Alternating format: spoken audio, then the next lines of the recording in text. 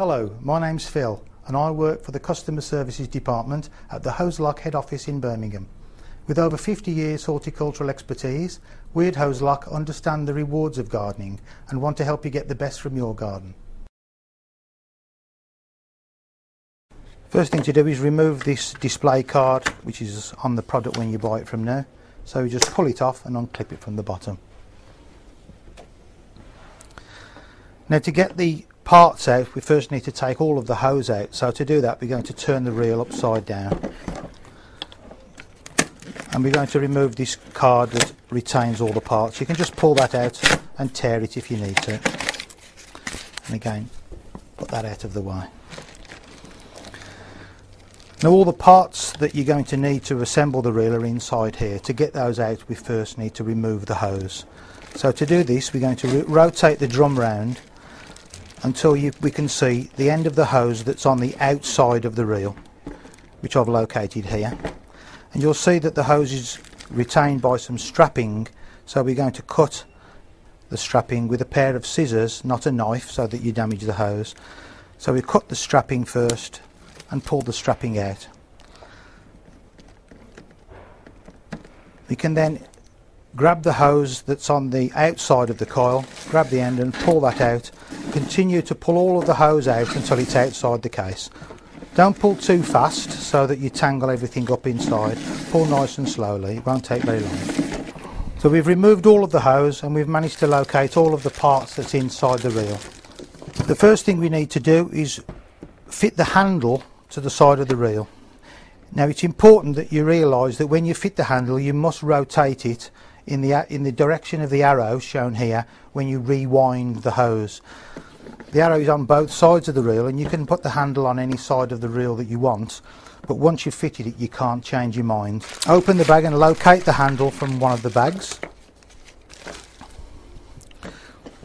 I'm going to fit it onto this side of the reel.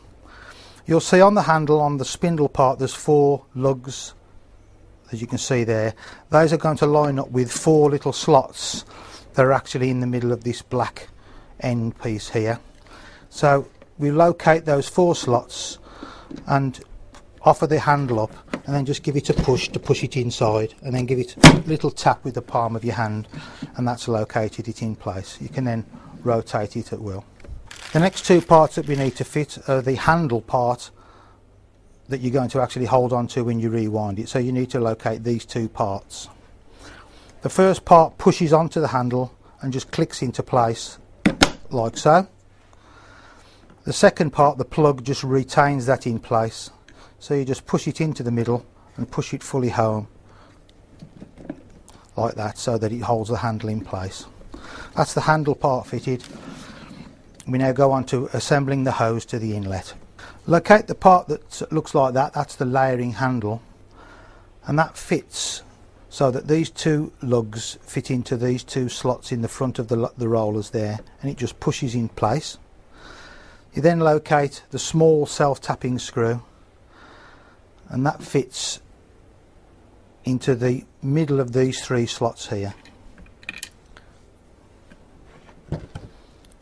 And then you can just put a posi drive or Phillips screwdriver and secure the handle to the rollers like so.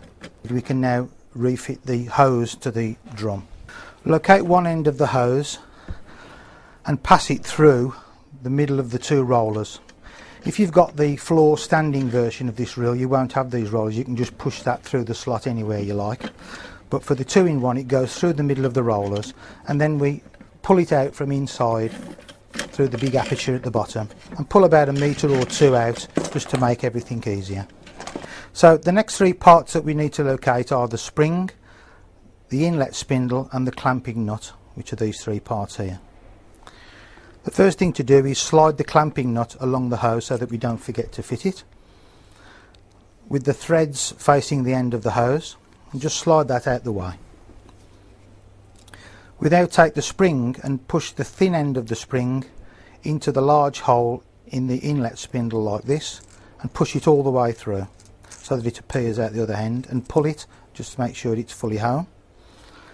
We're now going to fit the hose to the inlet spindle by pushing the spring along the bore of the hose like that, and pushing the end of the hose all the way into the spindle, give it a wiggle from side to side just to make sure it's fully home until it stops and you can't push it anymore.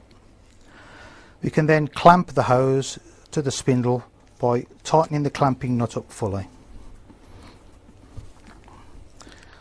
So we're now going to pull the excess hose back out of the front of the reel so we can pull the spindle into the bore of the hose and pull it out through the outside like that.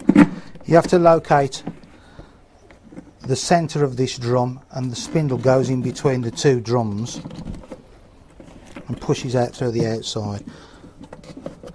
There's 4 locating lugs on the spindle that you need to locate with the 4 lugs that's on the actual body of the case, and when it's correctly fitted you'll see about 6 to 8 millimeters of thread sticking out of the side of the case like we've got here. The next part we need to locate is this grey tap connector, which looks like that, and that then screws to the outside of the spindle. So holding the spindle on the inside, screw the inlet connector onto the outside like so, and do it up nice and tight. So before we go any further, we need to cut a suitable length of hose to go between our tap and the inlet that we've just fitted to the side of the reel. It's normally about 1.5 to 2 meters, but if you need a piece slightly longer or slightly shorter, that's fine. So we're going to cut that from the end of the main hose. I'm going to cut a piece about 2 meters long like this. With our length of feeder hose cut, we can now fit one of the female fittings to each end of this hose. So again, locate these fittings from the bag sets. They should look exactly the same, and we fit these in a similar manner to we fitted the male spindle when we fitted the hose to the box. So with our 2 female fittings fitted to the end of the feeder hose, we can now use one of them to connect to the inlet of the compact reel. Just pushes on, and the other end fits to our tap. The next job is to fit the nozzle that we're going to use to water our garden onto the end, which is that part there, and that's used and fitted by attaching this female fitting, which is the water stop fitting, which you can tell with the red band round it. Tighten the clamping nut and push the hose nozzle directly into the female fitting and click it into place. Before we wind the hose onto the compact reel, we're going to run water through it just to inflate the hose and make sure that it's fully inflated before we wind it on. So we'll open our tap and water will then start to flow into the reel. If we then hold the grey part still and wind the nozzle anti-clockwise fully, after a few seconds you'll then find water will appear out of the hose nozzle. You can then wind it clockwise to shut the water off, and then close the tap to shut the water supply off. When we've done that, we can then wind the hose onto the reel. At this point, when we're winding the hose on, it's a good idea to stretch the hose as far out up the garden as you can, just to avoid any tangles.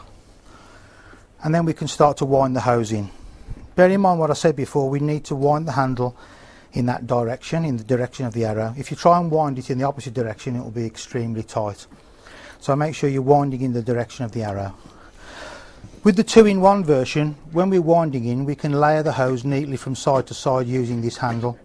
If you've got the floor standing version, you haven't got this handle, so what you need to do is just move the reel from side to side just to layer the hose neatly on the drum. But in this case we can use this handle to layer it neatly. Start with the hose over to one side of the case and rotate the handle while slowly moving the layering handle from side to side. We only need to move the layering handle about 12 millimeters for each turn of the winding handle. If you move it any faster, you'll actually layer the hose in the form of a cross, which means it tangles inside. So just move it nice and slow as I'm doing here. So if we've wound the hose nice and neatly and not layered it too quickly, we should find that viewing through the front here, we should have the hose layered quite neatly across the drum and with no tangles inside. That's it, job done.